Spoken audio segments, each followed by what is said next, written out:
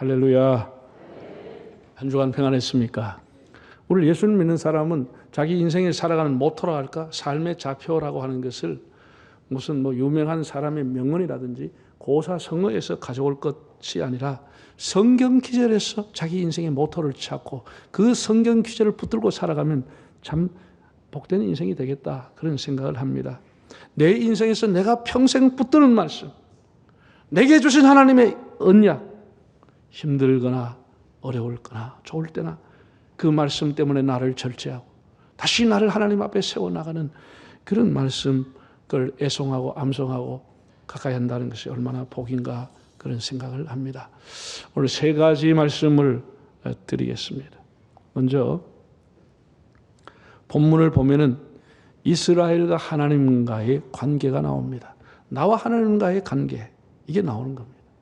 이게 굉장히 중요하거든요. 자, 8절과 9절을 한번 다시 읽어보겠습니다. 그러나 나의 종 너 이스라엘아, 내가 택한 야곱아, 나의 벗 아브라함의 자손아, 내가 땅끝에서부터 너를 붙들며 땅 모퉁이에서부터 너를 부르고 네게 이르기를 너는 나의 종이라. 내가 너를 택하고 싫어하여 버리지 아니하였다 하였노라. 너는 나의 종이다. 내가 너를 택하고 내가 너를 싫어버리지 않았다. 하나님과 이스라엘의 관계입니다. 네가 나를 택한 것이 아니고 내가 많은 민족 중에서 너희를 선택했다. 이사야 43장을 보면 내가 너를 지명하여 불렀나니 너는 내 것이라. 하나님의 선택, 하나님의 소명, 하나님의 부르심이 나와 있습니다. 이사야가 하나님 앞에 부름을 받을 때는 우시야 왕이 죽던 해 주전 750년경입니다. 이미 북사마리아는 아수리아라고 하는 나라에 완전히 포로당하고 점령당했고 남쪽 유다가 팔딱팔딱할 정도로 하나님에 대한 불순종과 우상숭배로 영적으로 깊이 병들었고 국가의 운명이 기울어지고 정말 바람 앞에 촛불 형국이었습니다. 신흥국인 바벨론 제국이 일어나서 우는 사자처럼 삼키려고 세력을 키우는데 그것도 모른 채 방탕하며 살았습니다. 우리가 이사야서를 66장을 크게 두 부분으로 봅니다. 심지어 두 명의 저자가 있다. 두 명의 저자설까지 있을 정도로 내용이 완전히 다릅니다. 1장에서 39장까지는 이스라엘의 타락상 혼란한 모습, 하나님의 징계 심판이 왔다라고 하는 그 내용으로 되어 있습니다. 40장부터 66장까지는 전혀 내용이 달라지고 일어나 빛을 발하라, 그러면서 오늘 본문이 포함되어 있는 이 희망의 메시지를 주고 있습니다. 다시 고국으로 돌아간다고 하는 것과 다윗의 후손인 그리스도가 나타나서 그가 고난을 받고 그 백성을 구원하게 될 것이라는 예언까지 나와 있습니다. 아주 본문은 희망의 메시지가 있는 일부분입니다. 하나님과의 관계, 이스라엘과의 관계, 지금은 저렇게 파탄이 나고 성전이 불타고 노예로 잡혀가 살지만 하나님 반드시 회복시켜 주신다. 영원히 너를 실어버리지 않았다. 다시 일으켜주겠다. 하나님의 약속입니다. 비록 지금 바벨론의 포로로 와 있지만 하나님이 반드시 귀환하게 하겠다는 희망의 메시지. 다시 싹이 나고 가지가 나오듯이 다시 회복하고 다시 구원하리라는 말씀이 나와 있습니다. 여러분, 우리 예수 믿는 사람에게 가장 중요한 정체성이 뭡니까? 가장 중요한 것은 하나님이 나를 선택했다는 사실입니다. 이것보다 더 중요한 것은 없습니다. 이것이 우리의 정체성입니다. 신앙은 하나님이 나를 불렀다고 하는 것과 신앙의 마지막도 하나님이 나를 불렀다고 하는 것에서 끝이 나는 겁니다. 그 이상도 그 이하도 없습니다. 하나님이 너를 선택했다는 것입니다. 얼마나 놀랍습니까? 하나님께서 불렀으니까 하나님이 책임을 지는 겁니다. 하나님이 낳았으니까 하나님이 책임을 지는 겁니다. 하나님이 나를 부르셨다. 이 하나님과 나와의 관계입니다. 이것이 여러분의 프라이드가 되고 여러분의 정체성이 되기를 바랍니다. 하나님 나를 불렀다. 여기서 신앙이 출발하는 겁니다. 이 흔들리면 다 무너지는 겁니다. 하나님 글쎄 나를 불렀는지 안 불렀는지 모르고 내가 하나님 잡고 있으면 내가 놔버리면 끝나는 겁니다. 하나님 우리를 딱 잡고 있는 것은, 잡고 있는 것은. 내 너를 떠나지도 않으리라. 내 너를 버리지도 않으리라 약속하셨던 주님. 하나님 우리를 떠나지도 않는다. 내가 너를 버리지도 않는다. 하나님이 약속을 해 주셨습니다. 이 하나님과 우리와의 관계인 겁니다. 두 번째는 하나님이 그런 일방적으로 부르신 자에게 어떤 언약을 하셨냐. 하나님하고 계약이 아닙니다. 하나님이 일방적으로 부르신 자에게 일방적으로 하나님이 언약을 해줬습니다. 약속을 해줬습니다. 그 약속이 뭐냐? 5가지를 했습니다. 자, 한번 본문을 읽어볼까요? 10절을 읽어보겠습니다. 두려워하지 말라. 내가 너와 함께 함이라. 놀라지 말라. 나는 네 하나님이 됨이라. 내가 너를 굳세게 하리라. 참으로 너를 도와주리라. 참으로 나의 의로운 오른손으로 너를 붙들리라. 네. 그렇게 노예로 살아가고 내일이 없이 고통 중에 살아가는 이스라엘 백성들에게 하나님께서는 희망의 메시지를 주었습니다. 지금 나라를 잃고 눈물로 세월을 보내고 있지만 놀라지 말라. 나는 너의 하나님이 되고 다시 너를 붙들고 일으켜주겠다. 하나님이 약속을 해 주었습니다. 지금 코로나가 끝나지 않고 긴 터널 속에 지나가고 있습니다. 온 세계가 인플레이션으로 고물가의 고통을 겪고 있습니다. 사람마다 다 무거운 짐을 지고 살아가고 있습니다. 이 환난의 시대에 하나님께서 우리에게 주시는 메시지가 뭐냐? 동일하게 하나님 5가지 말씀을 주고 있습니다. 한번 따라했습니다. 두려워하지 말라. 여러분 인생이라는 참 살아보면 두려운 겁니다. 우리가 매일 똑같은 날처럼 보내지만은 그렇지 않습니다. 자고 일어나면 똑같은 일을 하고 똑같은 직장을 다니고 거의 우리의 습관과 라이프 스타일이 비슷하기 때문에 거의 반복되는 일을 하기 때문에 똑같은 날처럼 보이지만 날마다 우리는 미지의 날을 새로운 날을 살아가는 것입니다. 우리 인생은 리허설이 없습니다. 날마다 새로움 속에 두려움 속에 살아가는 겁니다. 오늘은 누굴 만날까? 오늘 무슨 일이 있을까? 그런 참 여러분 과거에는 외국에 천재지변이 일어났다, 무슨 세계 경주가 떴다, 북한에 어떤 변수가 일어났다, 대형 참사가 일어났다, 각종 무슨 테러 전쟁이 일어났다. 별로 내하고 상관이 없었습니다. 그런데 지금 세상은 그것이 다 나와 관련있는 겁니다. 나에게 영향을 미치는 것입니다. 이렇게 세계가 모든 것이 연동이 되어 있고 그 중에 내가 살아가고 있는 겁니다. 나와 무관한 게 아무것도 없습니다. 다 연결이 되어 있습니다. 참 두려운 세상입니다. 어디서 한 군데만 터지면 그것이 나하고 연결이 되어 있는 것입니다. 전혀 나와 무관한 게 아닙니다. 시편 46편을 보면 이렇게 기록됐습니다. 하나님은 환난 중에 만날 큰 도움이시라.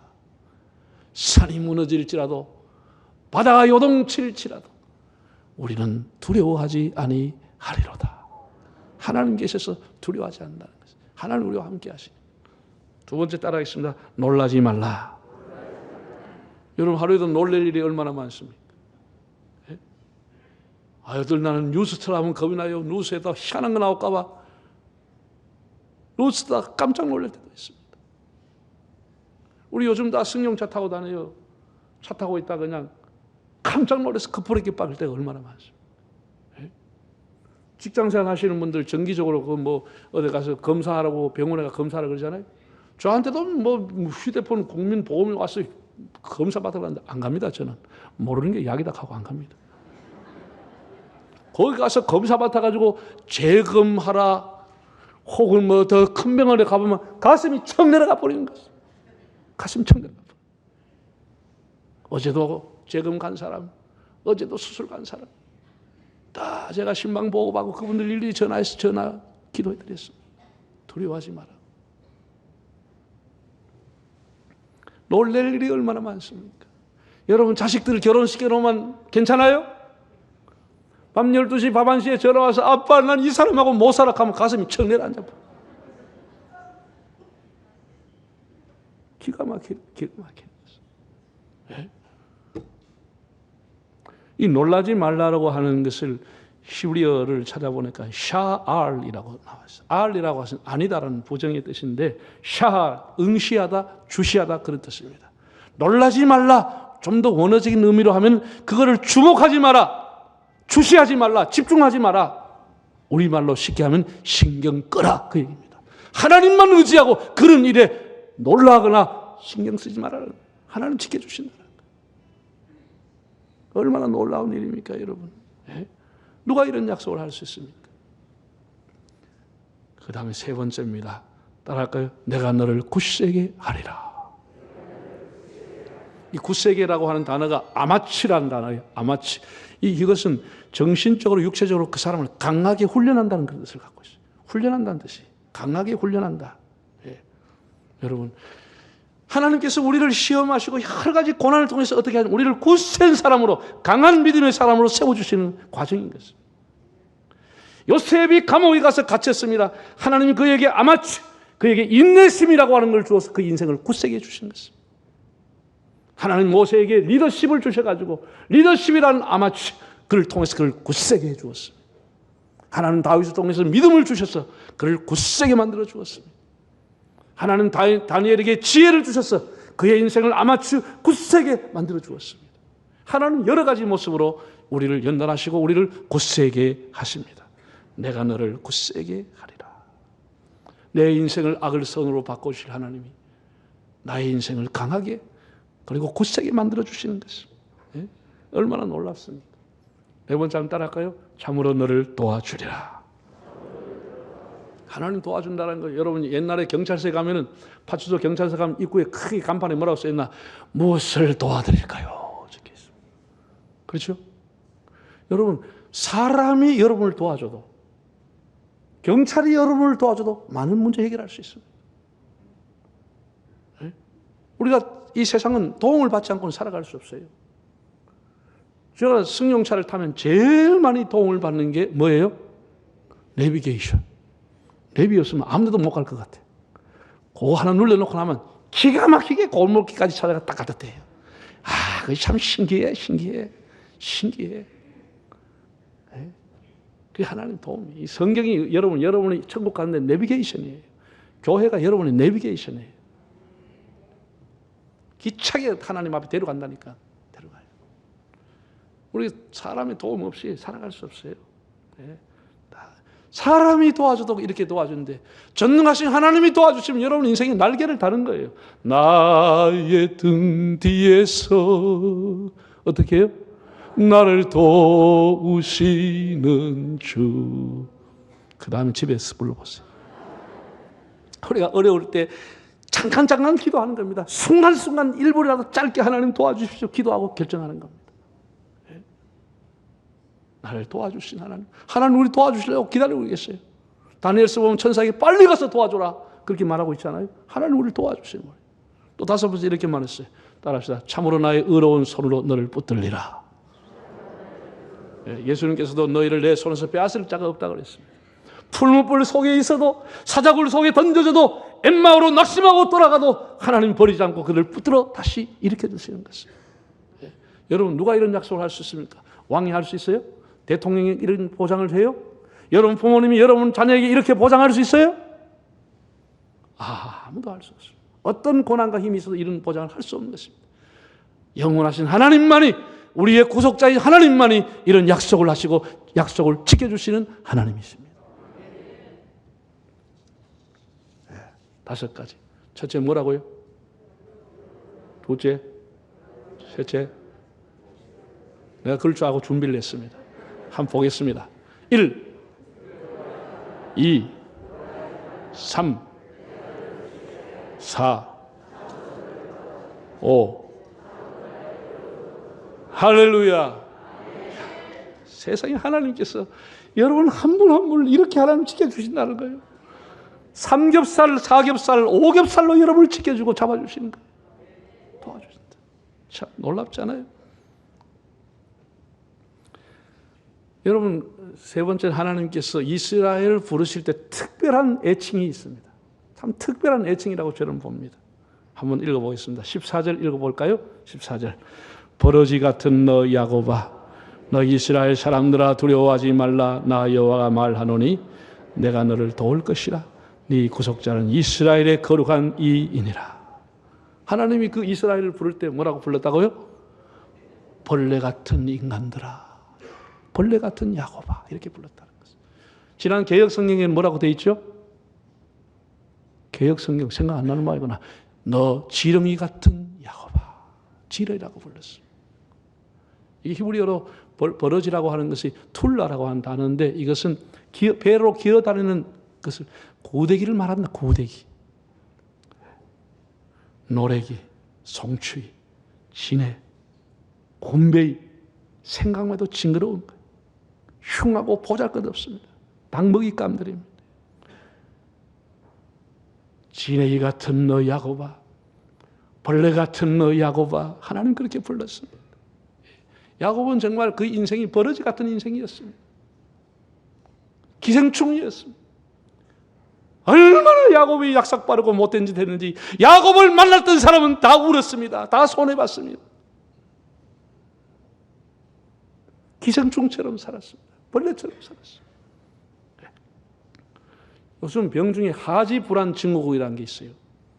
하지불안 증후군, 잠잘라고 누워있으면 다리에 스멀스멀 벌레가 올라오는 것처럼 느껴진다는 거예요. 실제로는 아닌데. 이게 이제 하지불안 증후군으로 잠을 못 자는 거예요. 막 있으면 뭐가 올라온다는 거예요. 뭐 올라온다는 거예요. 야곱이라고 하는 인생을 그렇게 추접게 더럽게 살았다는 거예요. 그는 형으로 인정하지 않았습니다. 장자로 인정해 주지 않았습니다. 사람이 살아가면서 서로를 인정해야 되는데 인정하지 않은 거예요. 아이고 무식한 게 힘만 세가지고 인정해 주지 않는 거죠. 네가 무슨 장자라고 내보다 몇 초 빨리 나왔냐고. 형이라고 불러주지 않고 인정하지 않은 거예요. 그 장자권을 탈취해 가는 것이죠. 이렇게 버러지처럼 살아온 야곱이라고 하는 것이죠. 야곱에게 무슨 공로가 있었습니까? 무슨 의로움과 덕이 있어서 하나님은 그를 불렀습니까? 아니라는 거예요. 지렁이처럼 꿈틀거리며 지저분하게 살아왔다는 것이죠. 배를 땅에 대고 살아왔다는 것이죠. 저는 오래전에 이 말씀을 읽으면서 저 자신을 생각해 보았습니다. 저는 정말 육아의 가정에 태어나서 정말 예수 믿고 하나님 앞에 하나님 일을 하게 되면서 많은 어려움을 당했습니다. 내가 힘이 있는 것도 아니고 빽이 있는 것도 아니고 가스 목회를 좀 배우고 싶어서 부목사 가려고 해도 그때는 다 아름아름으로 소개했는데 나를 소개해 준 사람 아무도 없어. 내가 부목사로 섬길 교회가 아무도 없는데 나를 알아주는 선배도 없고 고데기처럼 시골에 처박혀가지고 꿈틀거리며 그냥 살아가는 거예요. 우리가 신혼살림을 저 시골에서 했어요. 교회 옆에 큰 농협 창고가 크게 지어놓은 게 있어요. 농산물 저장하는 농협 창고.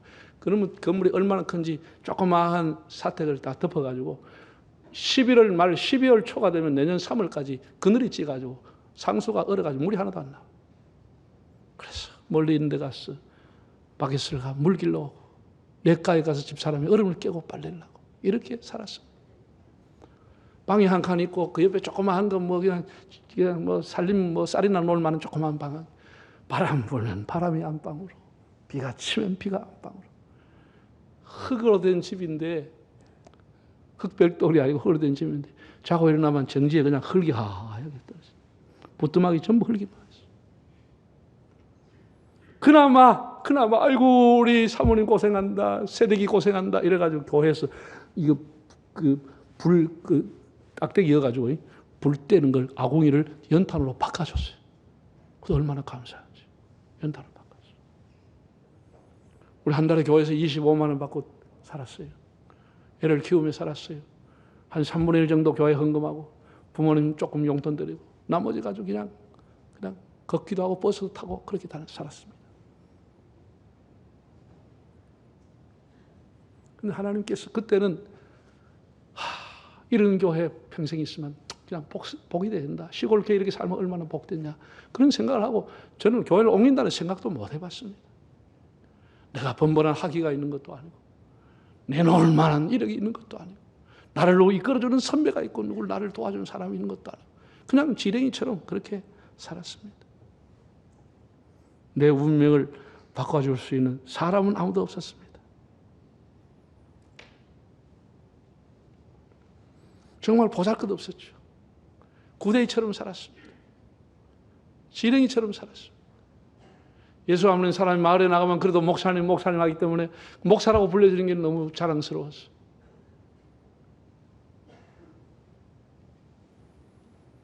그런데 이 말씀을 보게 된 거예요. 지레이 같은 너 야곱아, 내가 너와 함께하고 내가 너를 붙들리라. 이 말씀이 얼마나 저한테 힘이 됐겠습니까? 얼마나 힘이 됐겠습니까? 나는 집사람하고 그때 우리 애 하나만 놓고 남은 생에 하나님 앞에 헌신하자.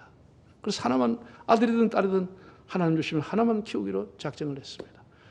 물론 하나만 놓고 하나님 앞에 많은 시간 헌신하기로 그렇게 했지만 그 바탕에는 너무 가난하니까 하나 키우기도 힘드는데 둘이를 어떻게 키우겠나.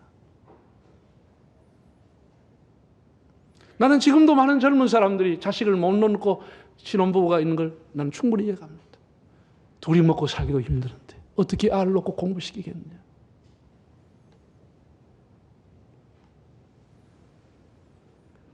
참 지렁이같이 보잘것없는 존재로 꿈틀거리기만 하고 살아왔습니다. 우리 대한민국 기독교 복음이 들어오기 전까지는 벌레 같은 민족이요 지렁이 같은 민족이었습니다. 1년에 황소, 암소 수백 마리를 중국 갖다 바치고 해마다 금을, 은양을 바리바리 싣고 갖다 바치고 쌀감을 갖다 공출하고 그것도 부족해가지고 천여 수백 명을 해마다 갖다 바쳤습니다. 그 처녀들이 종처럼 부려먹고 쫓아내면 그들이 수십 명 떼거리로 넘어왔어. 한양을 넘어올 때 그들이 넘어오는 그 길을 세금정이라, 몸을 씻고 마음을 씻는 것으로 이름이 세금정, 씻고 들어오라. 우리나라에도 받아주지 않고 화양년이라고 불렀습니다. 화양년이라고, 중국 갔다 온 년이라고. 이런 서러움 속에서 우리는 살아왔습니다. 조정에서 싸움하는 동안 일본 사람들이, 섬나라 사람들이 배를 끌고 군대를 데려와서 우리나라를 몇 번이나 전국을 다 수탈하고 초토화를 시켰어요. 우리는 벌레처럼 살아왔어요. 아무 힘이 없고 그냥 꿈틀거리기만 하고 살아왔어요. 저나 우리 교회나 바벨론 포로로 했던 이스라엘이나 다 버러지와 같은 존재, 나약한 존재, 이름 하나 내놓지 못했습니다. 나를 불러주는 것은 한 군데도 없었습니다. 그래서 그 교회 전도사로 가가지고 그 교회 건축을 마무리하고 봉헌식을 했습니다. 봉헌식을 할 때는 저는 전도사이기 때문에 사회도 못하고 저 뒤에 앉아 있었습니다. 소총 한 자루 없던 우리나라가 이제는 탱크를 만들고 장갑차를 만들고 헬리콥터를 만들고 잠수함을 만들어서 수출하고 있습니다. 얘네들 머리 잘라서 달비를 수출했던 우리나라가 반도체를 수출하고 자동차를 수출하고 K문화, K드라마를 수출하는 세계적인 민족이 됐습니다. 하나님께서 예수 그리스도를 통해서, 기독교를 통해서, 교회를 통해서 우리 민족을 얼마나 세워주셨는지. 내가 너를 실어버리지 아니하리라, 내가 너와 함께하리라, 그 약속이 여러분의 약속이 되기를 바랍니다. 아무리 약육강식의 세상이라 할지라도 하나님은 하나님의 부른 자, 너는 나의 종이라, 나의 택한 야곱이라, 나의 벗 아브라함의 자손이라, 내가 너를 실어버리지 아니하리라. 이것이 여러분의 정체성이 되고 여러분의 프라이드가 되기를 바랍니다. 그들에게 하나님이 그들에게 주신 약속 5가지 다시 한번 화면을 보겠습니다. 1. 두려워하지 말라. 2. 놀라지 말라. 3. 내가 너를 굳세게 하리라. 4. 참으로 너를 도와주리라. 5. 참으로 나의 의로운 오른손으로 붙들리라. 비록 우리는 버러지 같은 존재라 할지라도 우리는 부족해도 하나님 늘 우리와 동행하시고 함께 하시기 때문에 우리는 부름받은 종답게, 예수님의 제자답게, 하나님의 자녀답게 동행하시는 복된 삶이 되시기를 바랍니다.